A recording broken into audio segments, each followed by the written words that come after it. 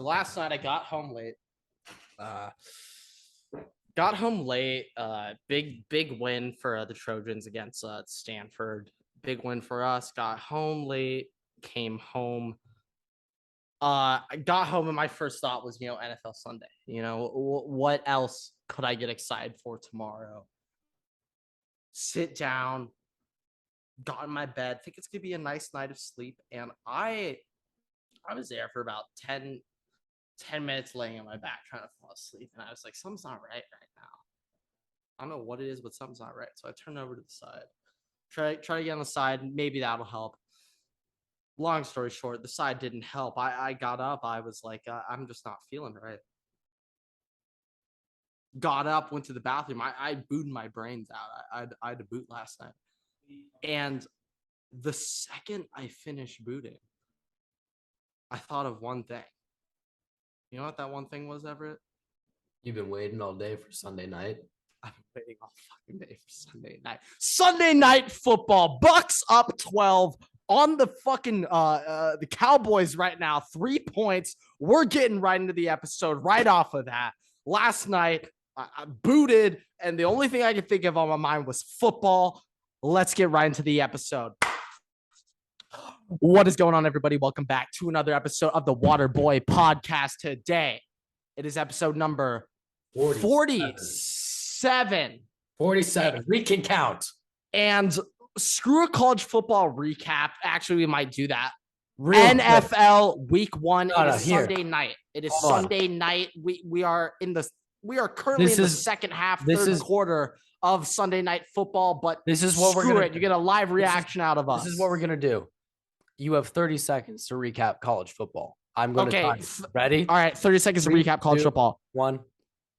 Texas would have beat Alabama if Quinn Ewers was playing. Baylor pathetic against BYU. What? Scott Frost got fired. Notre Dame, fuck you and your entire program. Malik Zaire retire from Twitter.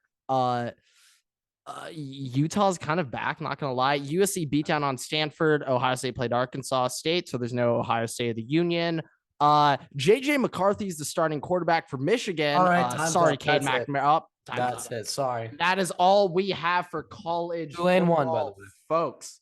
Oh, that was past the buzzer, so we're gonna have to cut that one out of the podcast. But yeah, NFL Week 1. It's Sunday night. It is the second half, and we are recording this. We're not giving you a reaction to Sunday night football. Maybe get a live one of what's going on and everything, but that's about it. I'm sorry, actually, but we're gonna actually have to start with some college football. Now that I think about it, wasn't enough. I didn't bring this up, but okay, we had 3 top 10 teams lose last week. In the AP poll. I'm not sure if you're aware of it. We had 3 top 10 teams lose. Starting off, Texas A&M loses at home to Appalachian State. Oh, I did see that. So Texas A&M, they don't have a quarterback. All these A&M fans all summer running their yap about how they're back, how the SEC West is A&M's, how they beat Bama last year, how they're going to do it again. No, you're not. Your quarterback is Haynes King. You're not doing shit. Okay, and we saw that as you put up 14 points on Appalachian State. I hope you're proud of that. I wouldn't be. My Buckeyes would never. They're also now bringing College Game Day to App State versus Troy because of last week's game. I mean, honestly, App State deserves it. They're on fire. They probably should have beaten North Carolina as well. But shout out to App State. A&M, embarrassing. Really, really disappointing. And then moving on, the number 8 seed Notre Dame loses at home to Marshall. So I guess Ohio State doesn't have a marquee win on their schedule anymore, but USC is going to shit on Notre Dame last week of this year. It's not going to be close. It's not looking like a great start of the year for Marcus Freeman. Marcus Freeman, he is the only coach in Notre Dame history to start their career 0-3 for Notre Dame. Only coach in Notre Dame history to start their career 0-3. So, yeah, great start for Marcus. Is Marcus Freeman the new Scott Frost? I wouldn't say Scott Frost, but like, I mean, it's like one went out when one came in. actually probably worse. Actually, Scott Frost probably just got fired. the Marcus thing is, I don't starting. think Marcus Freeman will get as long of a leash as Scott Frost did. And speaking of Nebraska and such, Nebraska lost to I actually don't even know who they lost to. I wouldn't be able to tell you. Let me look at it. Was Georgia State, I think. Georgia Southern. It was Georgia Southern. I also my voice is also messed up. So yeah, they lost to Georgia Southern at home. So the Scott Frost era is over in Lincoln. So, hate to say it, but sorry, Scotty. That's not going to cut it for a tough Cornhusker program. That's all. Saban. I mean, we knew this was going to happen. I mean, no surprise that Scott Frost is gone. He'll become an offensive analyst for Alabama because Nick Saban likes fixing all old broken. He does like fixing guys, but I'm not even sure if he's good enough for the Nick Saban retirement rehab program. No, he's not. I'm not even sure if he's good enough for that. But and then Baylor loses on the road to BYU, who is the number 25 team in the country in the AP poll. So not too much bad of a loss, but Baylor couldn't throw the ball. They had to run the ball the whole second half. They have no passing offense, and I don't know, but in the Big 12, when it's shootout country, I feel like you kind of need to pass. I don't know. That's kind of how I feel. It's kind of how I feel like. But yeah, and then I just also want to shout out our boy Shea for lighting it up. I was gonna get to Tulane. Shea had I got a notification because I got Tulane noties on. It was like 60-yard touchdown. Shea. Mm-hmm. I peeped the box score. Quan also has a touchdown. The boys are balling out. Unfortunately, they don't list pancakes for Sincere, but Caleb got a pancake too. There we go. The boys showing up. Hey, Chad got in. Water boy.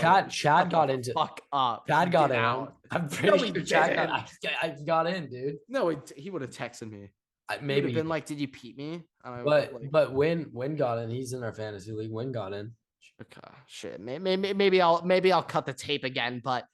Okay, we're on the Tulane talk. I mean, we got some good insight. You were at the game and shit. So, yeah. Okay. This week you guys played Alcorn State, right? Yeah, this past week we played Alcorn. Alcorn State. Like we projected, not as tough as a matchup as one would assume going into the season. But this is next week. You guys have Kansas State, and then I think, but moving past Kansas State. I think you guys have Houston early on in the schedule, if I remember correctly. Maybe they're in October. Yeah, no, they're in. We play them on the 30th. So yeah, you got Houston coming up soon. So Houston lost to Texas Tech on the road this past weekend. What does that make you think from a Tulane perspective? Does them losing make you feel more confident or less confident in the Tulane game? It doesn't change. Zero impact. No, I don't think it's fair to let that impact. Every game's a new game. As a college football lifer, for me, in my opinion, what you get early on is obviously teams progress and change, but it's kind of hard. Obviously, drastically improve. If you lose, if I were you, I'd be pretty fucking inspired in my Tulane Green Wave right now. No, look, but more so what I mean by that is I'm saying if you Houston's losing early on, obviously for that team, that makes it difficult for them motivation wise, effort wise, it's never fun to lose. But from a preparation standpoint, when you're playing a team, you can't think about them playing poorly or anything this year. Because otherwise that affects the way you prepare for them, the way that your mentality is going to be going into that game. You want to prepare for them the best way you can. No, of course. That's why I say it doesn't change from a coach-player perspective. Right, that's what I'm saying. It doesn't change it. And fuck it, you're a coach for Tulane. As a fan, let's say Ohio State. So Ohio State in 2 weeks, they play Wisconsin. It's their first Big Ten game. Wisconsin lost to Washington State. So you're expecting as an Ohio State fan. Oh my fucking God, we're about to ram it down fucking Badgers fucking throat. Oh my God. When you're a fan, obviously, I am so hyped. I'm so hyped for that game. When you're a fan, obviously, but holy shit. I mean, it's also an interconference game for us. We're coming off of last season. We want to do well this season. So Of course, and Houston is they're kind of good. the top of Yeah. Houston and Cincy are the top of the table of the conference. So of Right. course. So But who knows? I mean, are we gonna win? Maybe it's a down year. Are we gonna win? Fuck yeah. Yes. Fuck yeah. 1000% Tulane's winning. But game by game, gotta prep for it. Yeah, game by game. I mean, you can't get me wrong, but no, that's kind of what I will say. What I will say is though, will K-State be ranked going into next week? Because I know that some people have had them in their top 25. Probably not. But still, they're gonna be. I mean, I have no idea about like fringe teams like that. I am worried about the top of the table. And speaking of the top of the table, a team that some people thought may have made it in Florida, number 12 seed, lose at home to Kentucky. Rip the A.R. Richardson Heisman campaign. That's all I kind of have on that, but short-lived, short-lasted, but it's over. Last thing I had on college football, though, USC 10 seed goes into Stanford, beats them first half, great first half, running the ball well, throwing the ball great, not really stopping them on defense, but not really forcing turnovers, getting lucky turnovers when needed. And one thing I just want to say, I want people to slow their roll on this SC defense real quick, because the run defense, I haven't really seen it yet. They've been getting a lot of turnovers, which is amazing, and I love it so much. That's phenomenal for this team.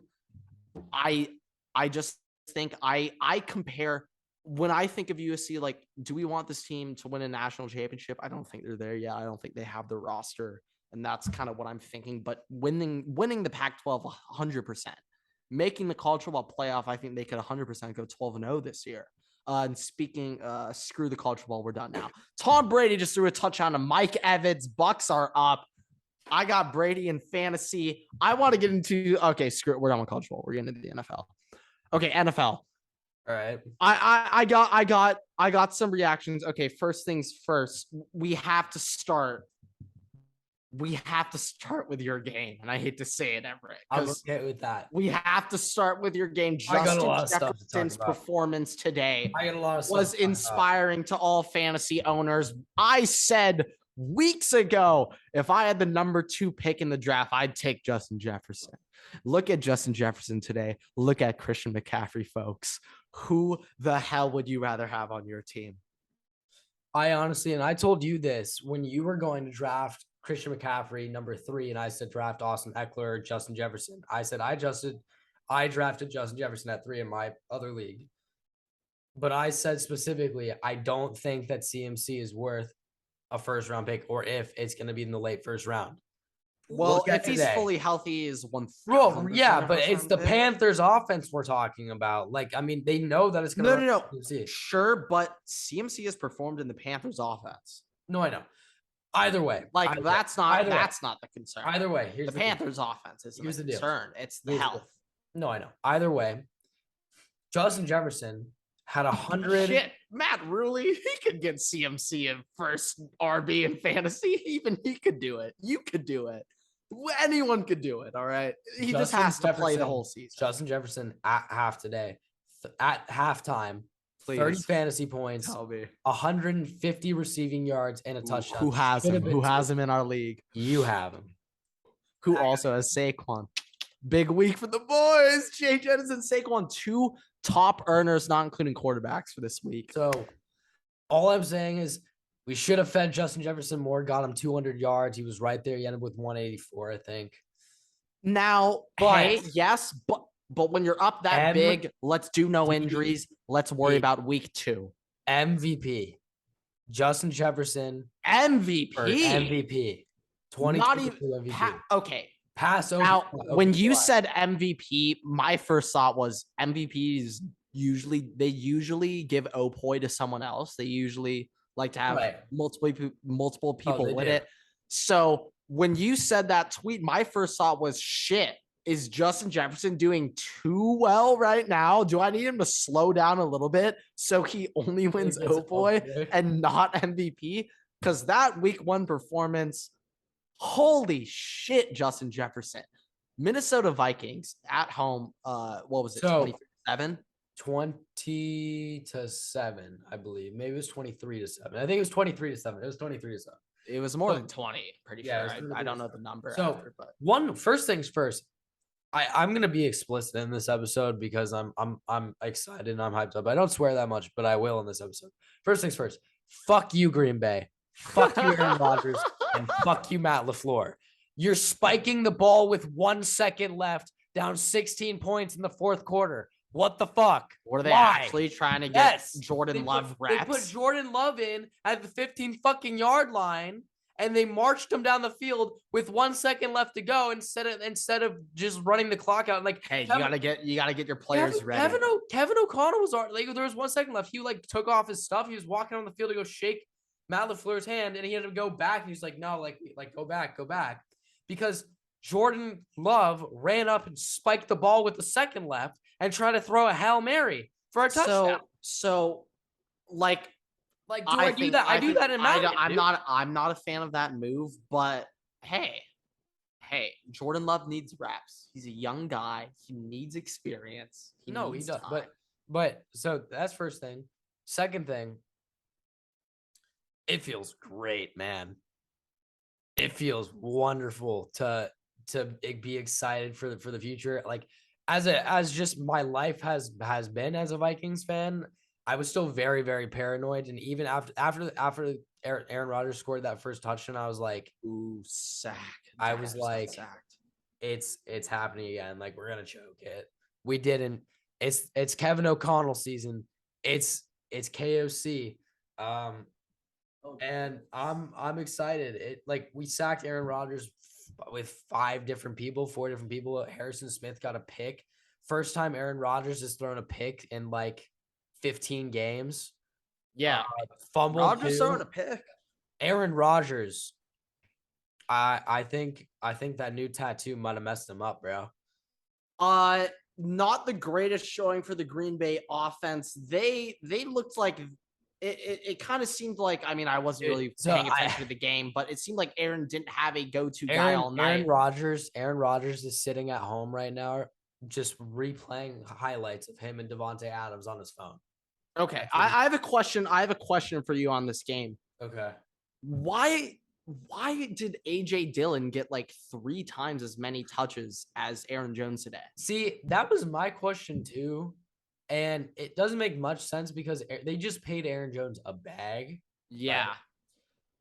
And this is why I love the Packers, because they just do nonsensical stuff like that. I don't understand the reasoning. Also, I think it was more so because AJ Dillon is really hard to bring down. Like, he's a huge dude, and like the Vikings. No, he was playing well. He had problems taking him down, and Aaron Jones really didn't do much. So provide that option. I think that was more of the thing. Yeah, I was just interested. I mean, Chargers game happened to be at the same time, so I was locked into the Bolts. But when that was going on, I was like semi just following along. I got AJ Dillon on the bench on one of my leagues. I was just kind of seeing like, does he have 17 points right now? Like, what is AJ Dillon doing? Real quick, the Mike Evans touchdown you were talking about just a minute ago, was a one-handed catch, one-on-one versus Trayvon Diggs. Diggs. So right now in this game, okay, screw it. Quick live reaction to the game. Screw it. We'll do a live reaction for the end of the third. There's only 2 minutes left. Okay. Right now, this Cowboys offense cannot move the ball. I'm seeing it. It's 2nd and 5, a third down, minute 37 left. Got a 3 tight end set. Or 3 wide receiver set. Got an I form. Let's not play nice little motion.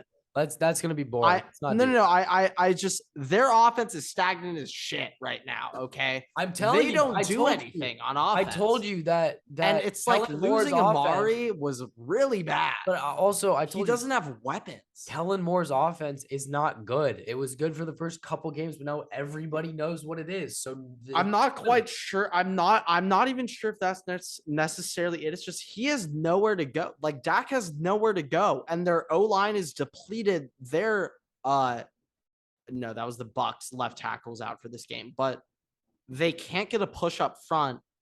Like, Gallup needs to come back like tomorrow. like if this team wants a chance to make that 7 seed in the wild card, because they're not winning the NFC Beast. I know the Eagles gave up 35 points to the Lions today, but the way that offense looks, they're destroying the NFC Beast this year. They're destroying the Beast. So the Cowboys, like the Lions should have won that game, by the way. You think the Lions should have won that game? I think they should have won that game. Jared Goff just sucks. But hey, he's their quarterback, so you got to factor that into the equation. But yeah, no. So for the Vikings, that's about that's about penalty on every play for the just Vikings defense. Gave Patrick Peterson got torched the very first play of scrimmage by Christian Watson. Christian Watson just doesn't have hands, which is great. But okay, real quick for 7 points for the Packers. What was really impressive with you? What stood out to you? I saw a couple of tweets from you saying like Daniil and stuff.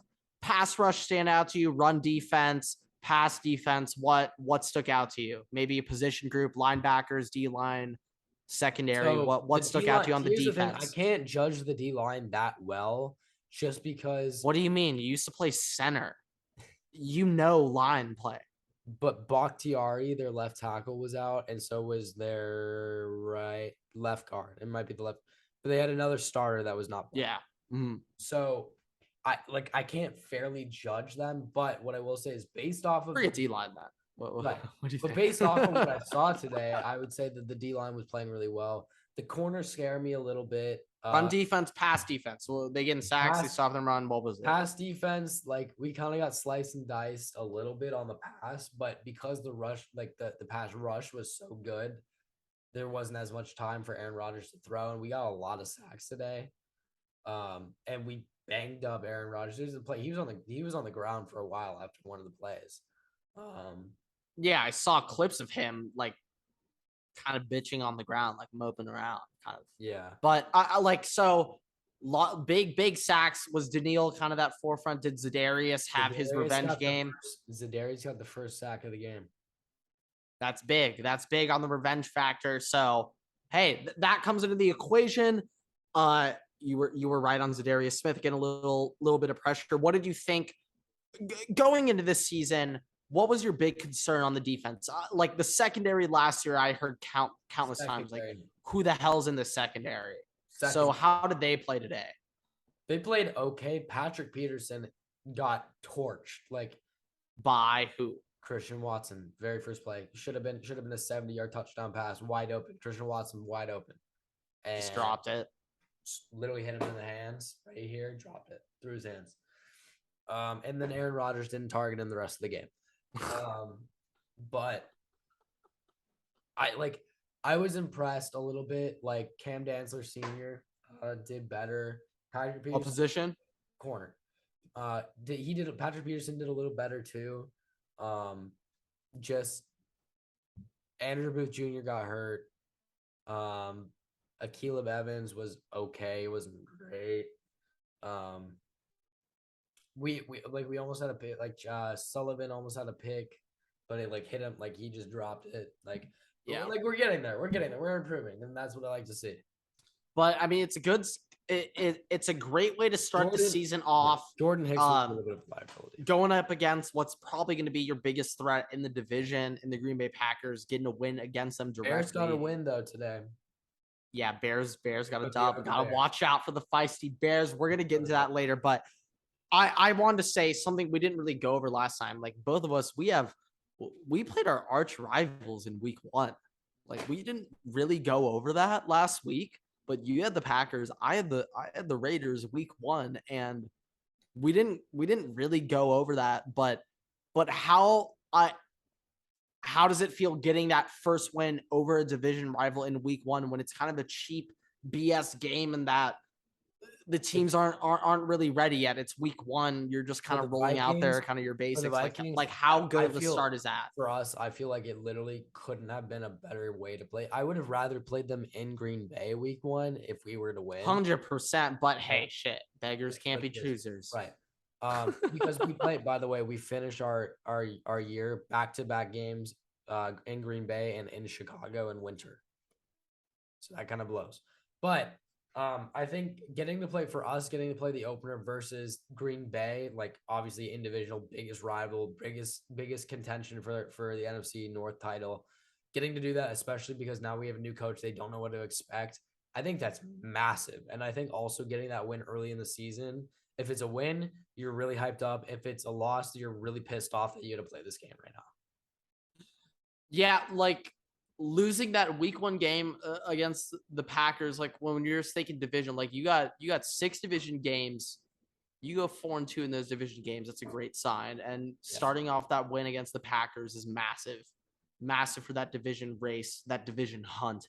And so I think that's a great start for the Vikings, especially in the way that they won 23-7. Packers look like they have a lot of questions that they need to solve on offense. And Their defense was not great. The Packers defense, dude, they remember that last week I was talking about. They have a rookie inside linebacker that they were starting, Quay Walker. Yeah. They put him on Justin Jefferson on the first drive. That ended with Justin Jefferson getting a touchdown. Yes, that's shout out them for my fantasy team. Love you, Green Bay, but that's not gonna win you games in the National Football League. No. Okay. You got anything else on Vikings Packers though? But no. But in a strange twist of events, now my bladder has expanded to where I have to use a bathroom. Do I have to give a story? You might have to. Or you can just continue to talk. I'm gonna give my version of the hamburger no bun. Oh boy. All right. Just be courteous, man. All right, ladies and gentlemen, welcome to Uncle Granty's version of hamburger no bun. While Everett goes to soil his pants, I will explain a story and a tale for all of you to see. So first things first, hamburger no bun. Starting off early on, we came from a pretty nice little area growing up, and we got an In-N-Out truck come to us once a month, I'd say. In-N-Out truck would come, you'd have your like order in advance. It would just be like hamburger, cheeseburger when you were younger. Once you hit 7th grade, you could get a double. But before then, you weren't allowed to eat that because you couldn't eat all that meat. You know, you couldn't take all that. But Everett at the time, he left pretty early on, but he could have gone hamburger, cheeseburger. I'm pretty sure he's not allergic to cheese, but I think he's like cheese phobic. He's afraid of cheese. So he doesn't have cheeseburgers, only hamburgers. So on his hamburger, he not allergic to bread. He's also scared of bread. So cheese phobic and bread phobic. So when he sees bread, he squeals, and he doesn't have bread with his hamburger. So he just has one single In-N-Out patty. And as a California native, pro, expert, connoisseur, lover, consumer of In-N-Out, a single patty of In-N-Out meat is really not enough. You need a double. And if you only have one patty, it's really not enough. To me, if you just had like a single patty, I truly believe that might be like 120 calories. So Everett, because Everett was cheese phobic and bread phobic, he would just eat one single patty for his lunch. Just like that slab of meat. And I truly don't believe that's enough to fuel you for the day. Well, like one single tiny slab of meat. Like the In-N-Out meat slabs are so small, Everett, and you can agree with me. You can agree with me. Yeah, it's my story. I never interrupted yours. But I just want to add one little extra detail. Your story now. Okay, take over. I was like a 40-pound kid. Like literally, I was the smallest, skinniest kid possible on the planet. I don't know what Grant said. I guess now it's my story time. He's gonna go use the bathroom now. This is quite the turn of events. But yeah, no, the In-N-Out patties are like definitely not enough meat. Like if you ever go to In-N-Out, if you're not from California, if you don't live in California, you have to go with the doubles. And you also always like well done fries, get the chocolate and vanilla shake, mix the chocolate and vanilla shake together. If you're a pro, when you're in the order line, you just tell them a half and half, black and white, and they know. if you just say half and half the last few, No, which exactly. flavors, But like and they then you know, look like then you look like. but they But if you just say black and white, then it's okay. But if you say can I get a half and half? They're like, which flavors? and you're like, fuck. And maybe you're adventurous and you're like, can I get a Choco strawberry? But no. And then they just think done, you're weird. Then they just done with think the you're story weird. time. We're done with the story time. We're on to the next game. Raiders Chargers in SoFi Stadium. Raiders 19, Chargers 24. Chargers were up 24-10 at one point and had multiple opportunities to end this game. Second half play calling was a failure. Okay. As a new NFL fan, I'm a lifelong Chargers fan, but as this being the first year where like I actually watch the games, I'm a Chargers fan. Give me a break. But because it's the first year I actually watched the games, I really learned in this game how there's no such thing as a game over in the NFL. Like when there's time on the clock, there's time on the clock. And the Chargers were up by 2 scores early in the second half. And on offense, it was like stabbing needles into my eyeballs every time I watched them out there. It was so bad. They had a drive where they were backed up on their 1 or 2 yard line. And they ran a pulling guard run, like a long developing run play on the 1 or 2 yard line, where the risk of a tackle for loss is so big because it's a long developing run play. And the O coordinator don't give a shit. He says, run that fucking pull that guard. I think the pull O him. coordinator is Brandon Staley. Like I think no, he is not. He no, does but I'm saying I think he calls the plays. No, he does not. He does defense. There, like I saw it today. I don't know his name, but there's an O coordinator. I think it's a Lombardi too. He might be related to Vince Lombardi, but there's a Lombardi calling plays for the Chargers. And I was literally sitting there looking at it, and this guy is pulling guards on the 1 yard line, and I could not understand it for my life. Like the risk of attack, the risk of giving up a safety there is so big. Run fucking inside zone, dude. Like, holy shit. This isn't rocket science. Like, whatever. I have my own philosophies when it comes to run blocking, but zone running, it's you pass block in zone. If you can't run block in zone as a team, your O-line's not a good unit. Like, fuck power running. I'm all about zone running. That's just me. I agree with that. Other than that, the Chargers, albeit they were horrible in the fourth quarter, the whole defense was horrible. But for the first 3 quarters, the Chargers' run defense was phenomenal.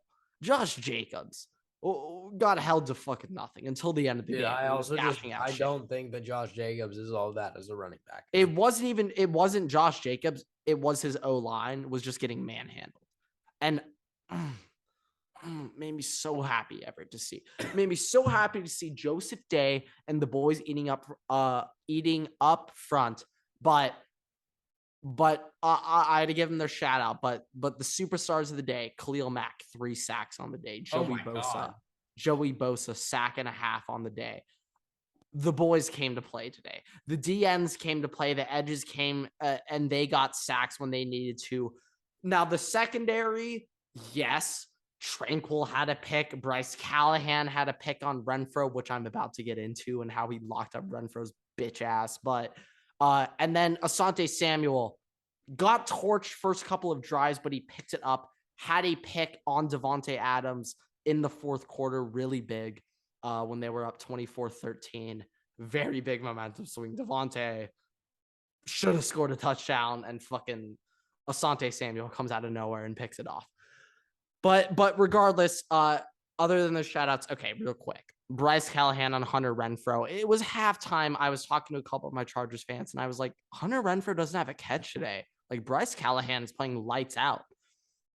Second half, Bryce Callahan, they finally get a play, they finally throw to Renfro.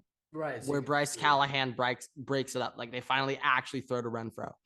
The first half, they didn't even throw to Renfro because he wasn't open. But the second half, they finally start throwing to him. and they show off Bryce Callahan breaking up a pass. Then later in that drive, Bryce Callahan fucking undercuts Renfro, picks him off.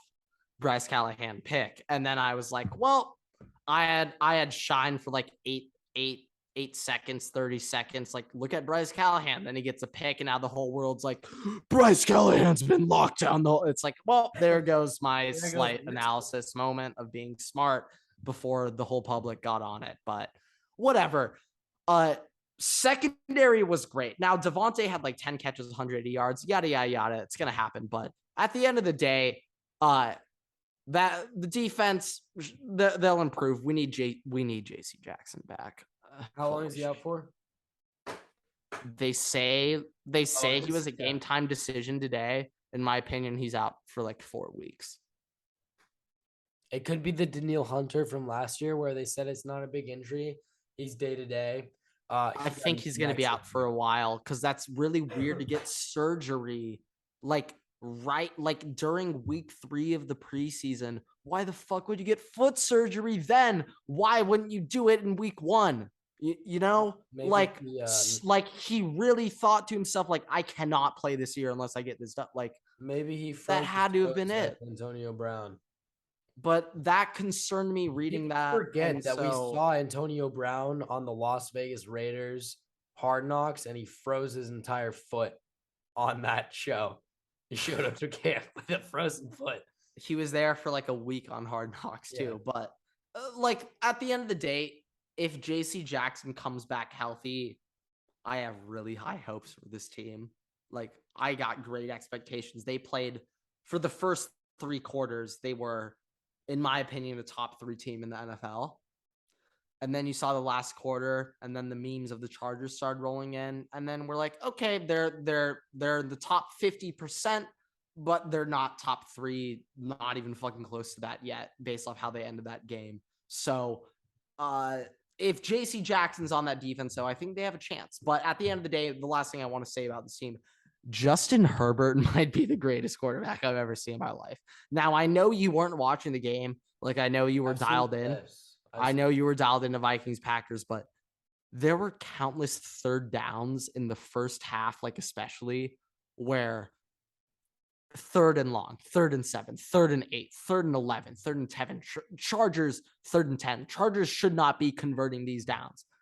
And Justin Herbert, dude, he's so good on 3rd down. Just has like velocity on his passes where I swear Justin Herbert has windows to throw in that other quarterbacks don't have. And he has a larger time. He has a larger window to throw in because he can get that ball in so fast. Where when he starts his motion, because that ball is leaving his hands so fast, he can get that in faster. And he has extra time to think and process and sit because he gets that ball out quickly and so fast when he makes that decision finally. So Justin Herbert, I was so impressed today what he did. One thing that I want to point out today, Keenan Allen went out with an injury early in the first half. Maybe 8 minutes left in the second quarter. Out for the game, hamstring, non-contact injury, folks. Probably pulled his hammy. If it were up to me, he might be out like 4 to 6 weeks. Fuck it, I don't know. I'm no doctor. Pulled his hammy. I mean, if it's non-contact, 4 to 6 weeks, non-contact is so bad. No, it like is, that is so bad. But if it's a hamstring injury, that might be bothering him the whole year. If it's a hamstring, it could be February. If it is a hamstring injury and it's non-contact, he probably just pulled his hamstring, and it's gonna be bothering him for a while. But like, he can play with it. I'm just like that. Like, I'm no doctor. I mean, I was a lineman. I didn't have those receiver injuries. All my shit was like back problems and like fucking shit like that. But to carry the team, it concerns me. Non-contact injuries always scare me. That's just always concerning to see. So seeing that as a Charger fan, as a Charger lifer, seeing our star receiver Keenan Allen get hurt like that in the second quarter was very, very concerning. Not necessarily for that specific game. I still thought the Chargers were in great position to win the game, which they did. And Herbert balled out, which I'm about to get into. He didn't have his number 1 guy. And Mike Williams had like 1 catch today. So he wasn't even throwing to Mike Williams. He was spreading that shit around. Herbert was just doing it himself. But Keenan Allen being out for a while can be very tricky next week when we got to play the Chiefs. Like we gotta play the Chiefs By the next way, week. stomp the Cardinals. And the Chiefs God damn. Holy fuck, Everett. You know what I got to deal with next week? Who do the Vikings play next week, Everett? Who do the Vikings play? The Eagles in Philadelphia. Oh, shit. Okay, both of us got to strap in, actually. That's a tough-ass offense. Shit. Vikes, Eagles. Okay, if you guys win that game, Everett. Okay, let's get a little talk. If you guys win that game against the Eagles, are you saying Super Bowl? Oh, I mean, yeah.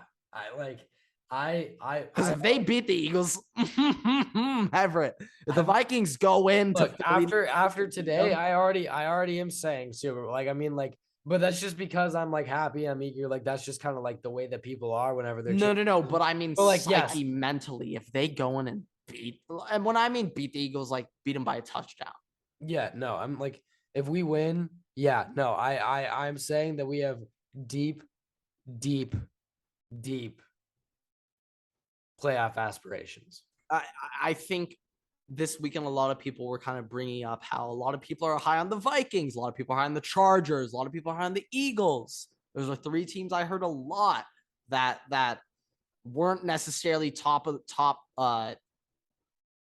league teams last year. Those were three teams I heard a lot this past weekend from quote unquote analysts. And I'm just very inspired taking a week 1 dub against the Raiders and you taking a week 1 dub against the Packers.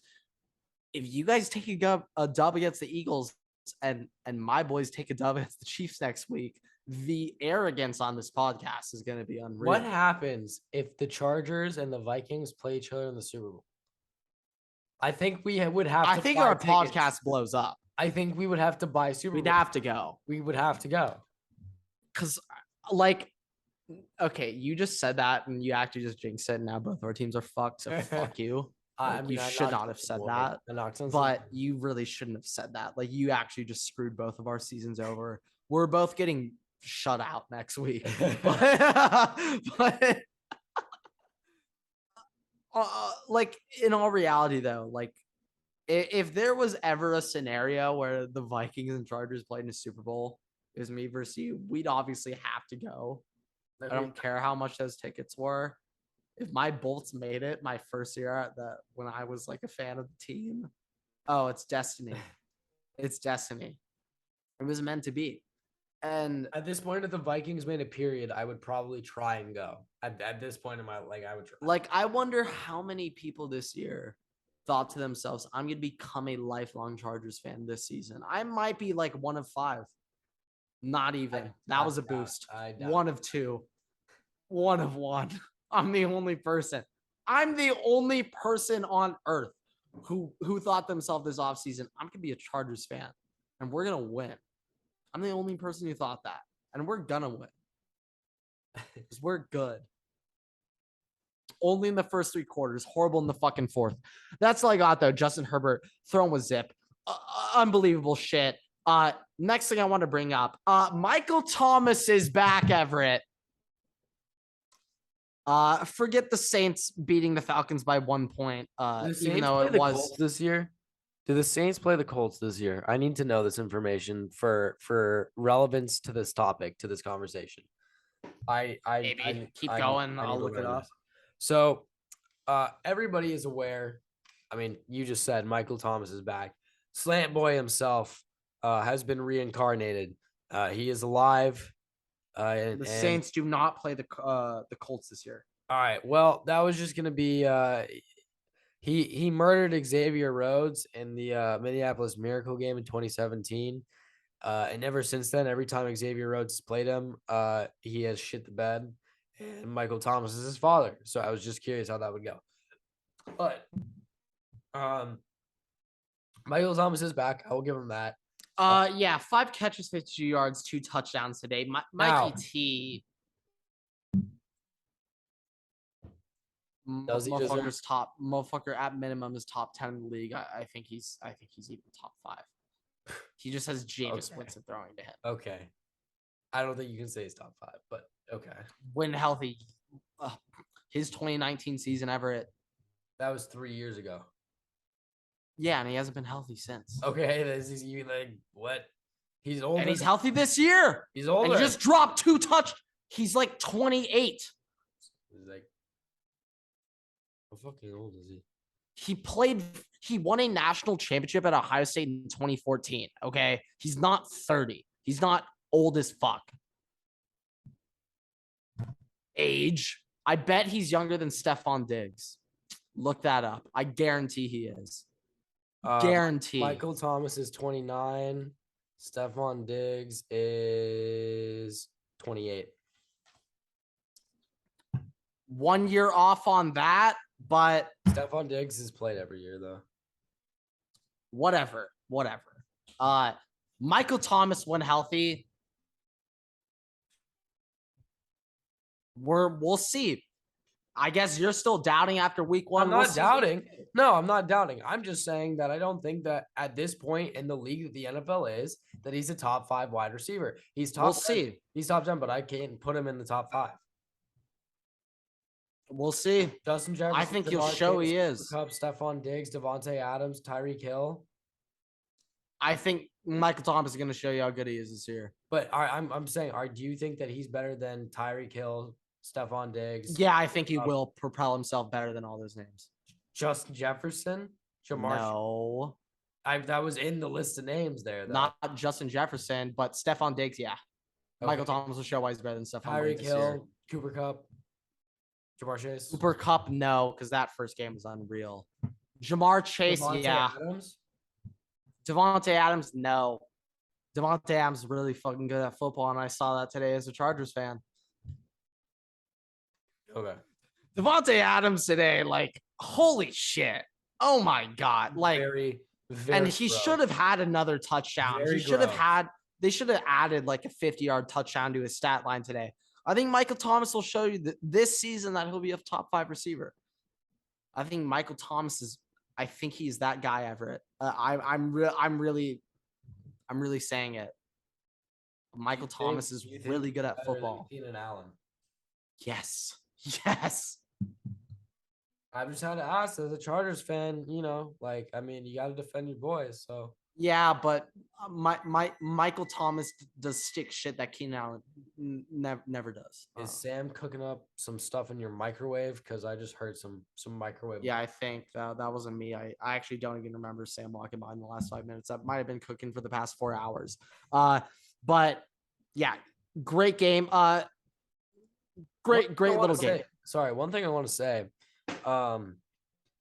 The amount we had 2 overtime games today, right? Was it 2 or was there 3?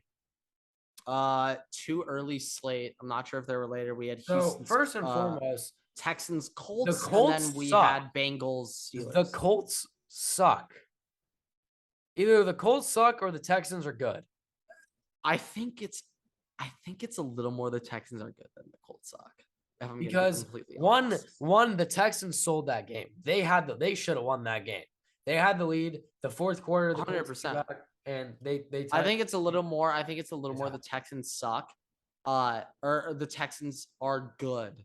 I'm sorry. I think it's a little more. The Texans are good. It's hard to say those words. I know. Well, after you just said the Texans, or after you said the Colts suck, I thought like, shit, the Colts did suck, but then they came back. But they still. So the Texans have to suck a little bit, but whatever. You get what I mean. I just thought that was interesting.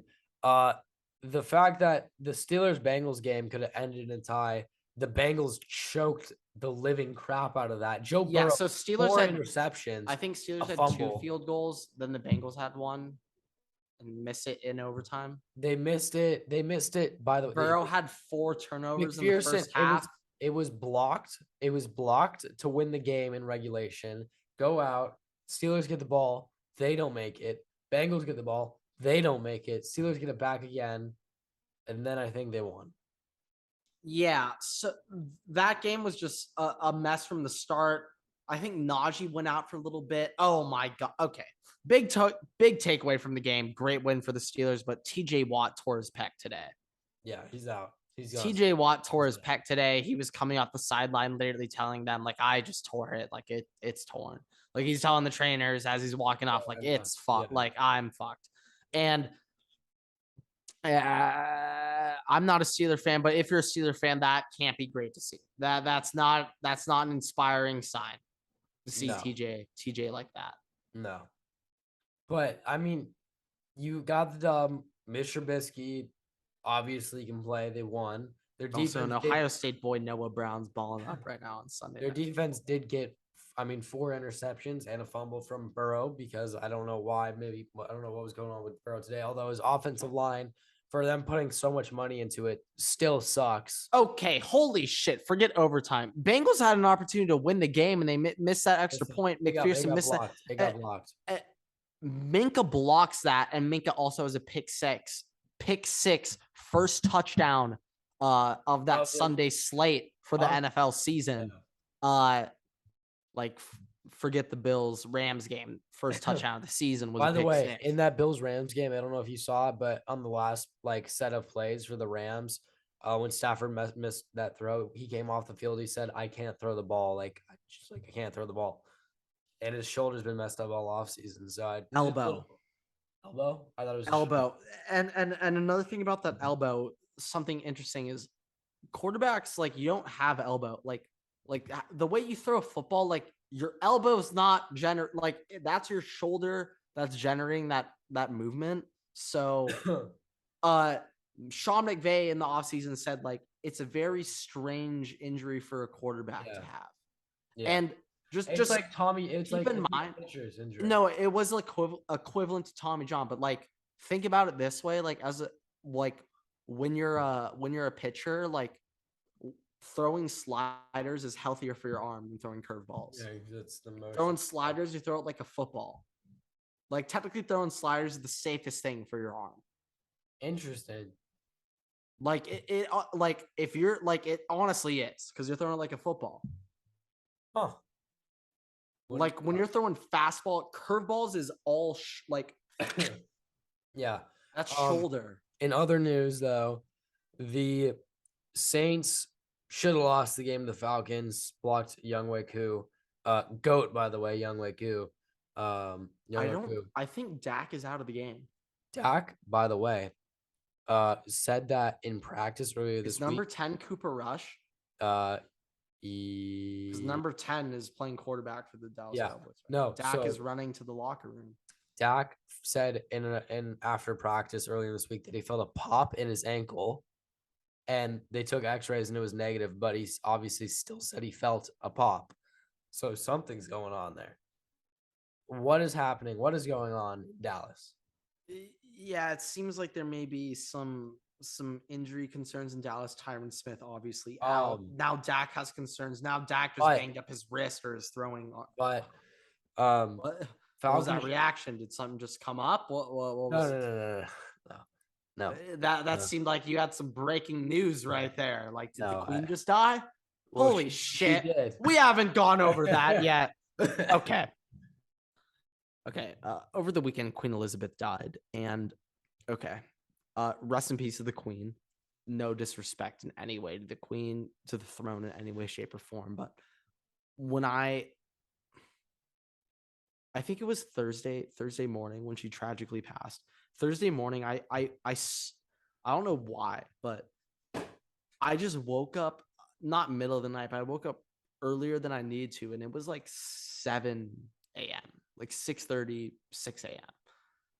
I woke up, I just couldn't fall back asleep. I checked my phone and I just read, like, the Queen has been moved to medical fucking Mordor or whatever the hell her castle is called. The Lord of the Rings.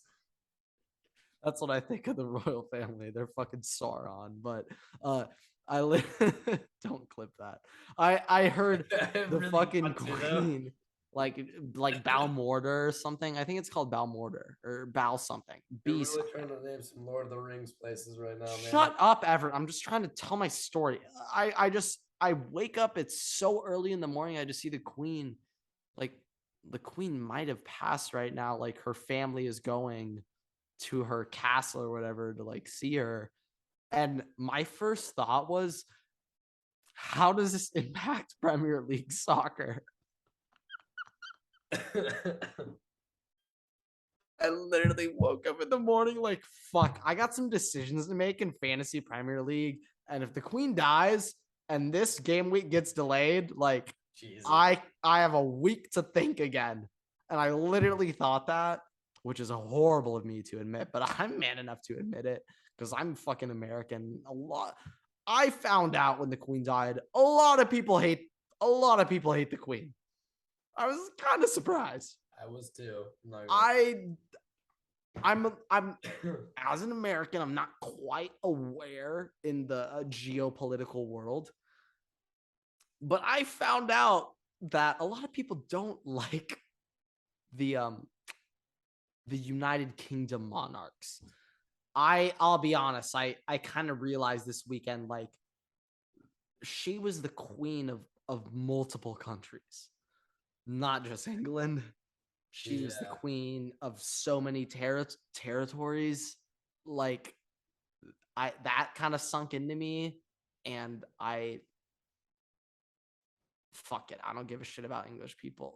She fucked over a lot of people, and hey, monarchs probably aren't a good thing. It's probably not a good thing just to be born king because fuck it, you are. But hey, we're gonna end the political talk. We're getting into the next game in the NFL. Week 1, Everett. Another game I want to go over. All right. Do you have a game that you want to go over? Because I have one on the tip of my tongue that I really want to go over. Baker Bowl? The Baker Bowl? That's actually really fuck it. That's actually a good game too. Let's go over that. Browns 26, Panthers 24 in Carolina. First half looked like the Browns were going to come away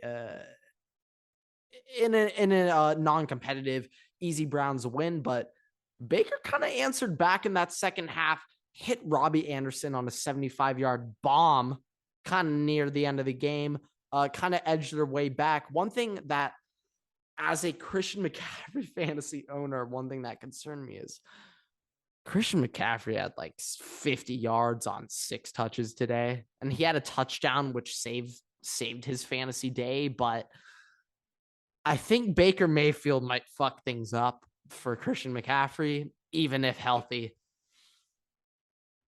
Like Baker Mayfield, he has a tendency to, I want to make the hero play. Yeah. I want to throw it deep, fuck a check down, screw Christian McCaffrey. I got Robbie Anderson, Sideshow Bob down the field. All right. DJ Moore down there somewhere.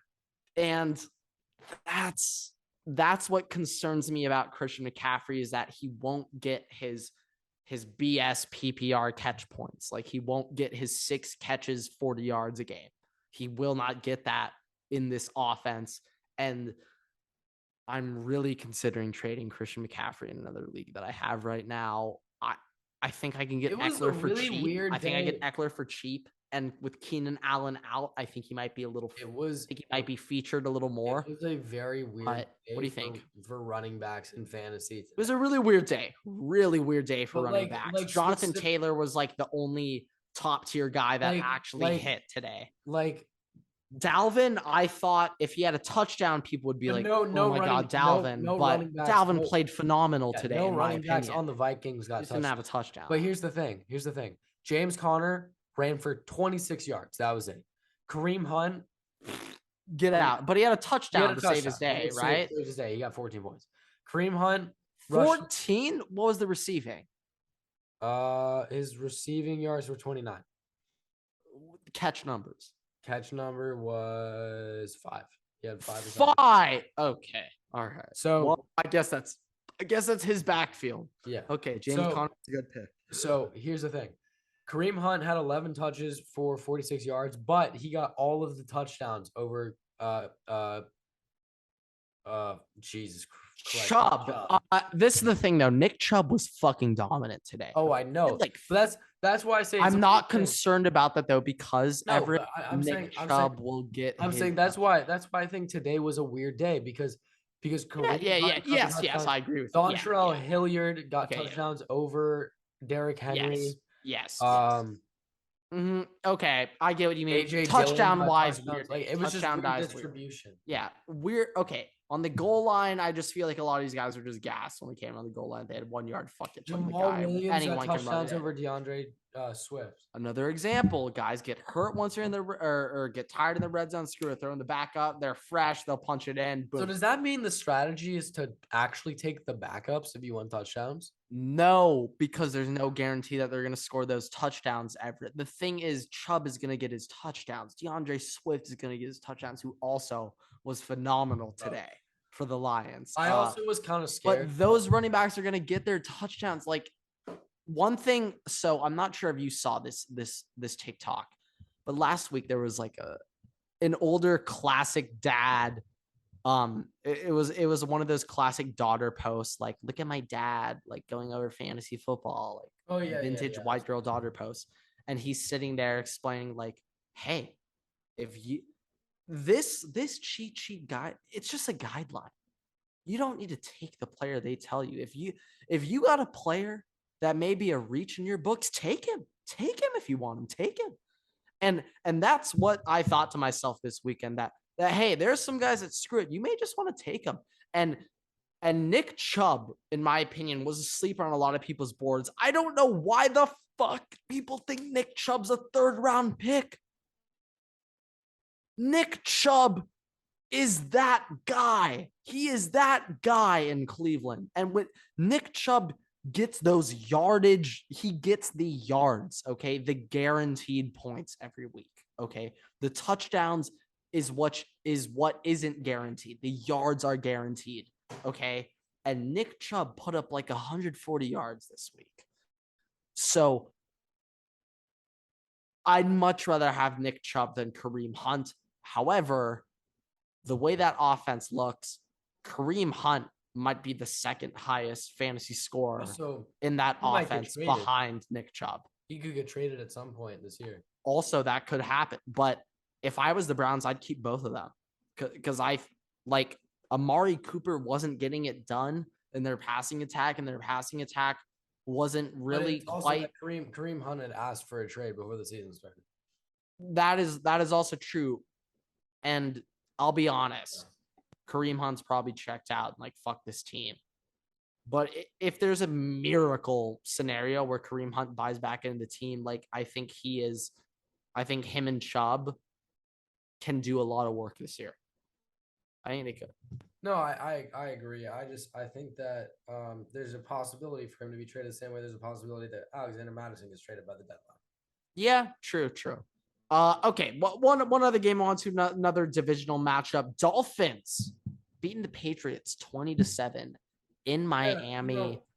We both said that we thought it kind of seemed like the Patriots offense was just atrocious the whole game. I was obviously following along like Portnoy's tweets. Mac Jones went in for x-rays on his back after the game. He looks to be good. So I just we both said the Patriots are going to win this game. And I said we both said Dolphins. 100%. I think we both. I said Dolphins. I swear we both said Dolphins. I thought we both said Patriots. Well, either way, I actually have my list right now. I'm 7-5. Okay, you have a better record than me. No, I swear you're better than me.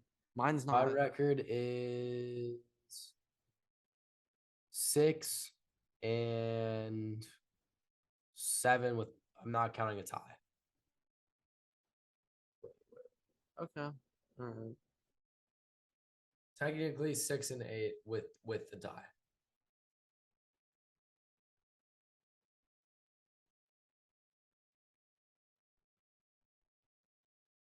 I have it 7-5. Yeah. Okay. Yeah. Oh, the tie did. I counted the tie as a loss for me for 7-5.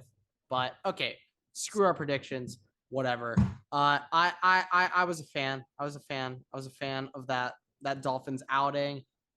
When Waddle scored that touchdown, I started waddling in my apartment. I got hyped. Not gonna lie. I had to do a little waddle baby. Waddle, baby, waddle. I saw a nice little video of Frank the Tank in Hard Rock Stadium doing the little waddle, and I was like, waddle, baby, waddle, baby, waddle, baby. Nice little win. Pats kind of look like they fucking suck dick. But okay. The last game I want to go over, which I think we have to go over, Bears being the Niners, 1910 in Chicago. One thing that I'm going to say about this, Dak Prescott, or not Dak Prescott, Justin Fields. A nice little slide at the end of the game. Sorry, I was watching Dak on the other screen.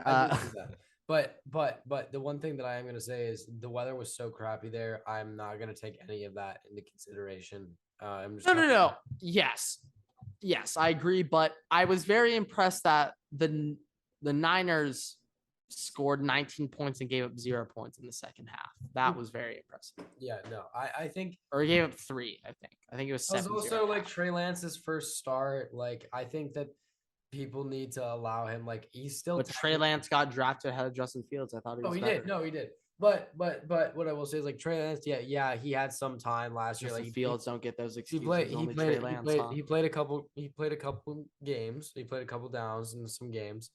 And so he has some experience, but I still think he makes misreads and stuff. It's the same thing with Justin Fields. All I'm saying is I'd much rather play behind that 49ers O-line with the weapons on the 49ers than with the Bears. So I'm going to give Justin Fields a massive dub on the day. And if Justin Fields was on the Niners, it would have been a bloodbath blowout for the Niners over the Bears in this game. All I'm saying. Justin Fields truth over here. Trey Lance's ass. We saw that today. Also, this game obviously didn't count. Shout out to the Giants for beating the Titans, by the way. Yeah, Giants beat the Titans. Saquon Barkley, 34 fantasy points, 100. I think he had 196 yards, 24 touches, one touchdown today. Everett. All right, worth the second round pick. Yeah, what do you think?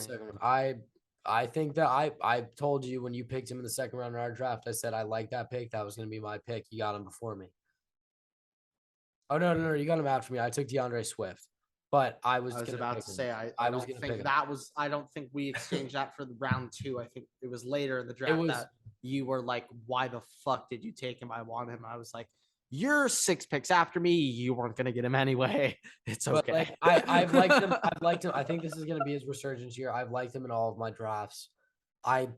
I think he's going to be great. I think that he's going to do that really week well 1 dub for the Giants is so great confidence wise. The first if you're time, a Saquon Barkley owner, I'd be very confident, especially after that win. It's the first time they've been above 500 since they took all the picture on the boat. No way. Yep. They haven't been above 500. So, okay, they've lost week 1 every year. Yep. Since what you're telling me. And holy when they took that pick, it was Odell, like Sterling Shepard's rookie year. Yep. Like that was so dude, Sterling Shepard has been on the Giants for so long. I think this was pre-Slayton. Like this was a long time ago. Like Victor Cruz might have been on that team. He might have still been on the team. Like Victor Cruz may have been on that team. Like second or third year. Like year 3 for Odell. Yeah, I think Eli Manning was still on the team then. Oh, dude, Eli was like 2 years out of retirement. Like you wouldn't even thought of Eli retirement at that point. Like Peyton might have been in the league still. It might have been 2017. It might have been. Peyton wasn't in the league. It might have been in middle school when that happened. No, that was in like 2015, dude. Like 20. No, yeah, but I mean, yeah, well, long time. A lot of stuff. You got anything else? No, my computer's at 4%. So I think that'll do it for the episode. Yeah, I think that might do it for the episode. Thank you guys so much for watching. Like and subscribe. Rate us 5 stars. Follow us on the podcast. Download the podcast. Do all of the above, everything you can to support your water boys. And this is your boy, Water Boy Grant. See ya. Water boys out.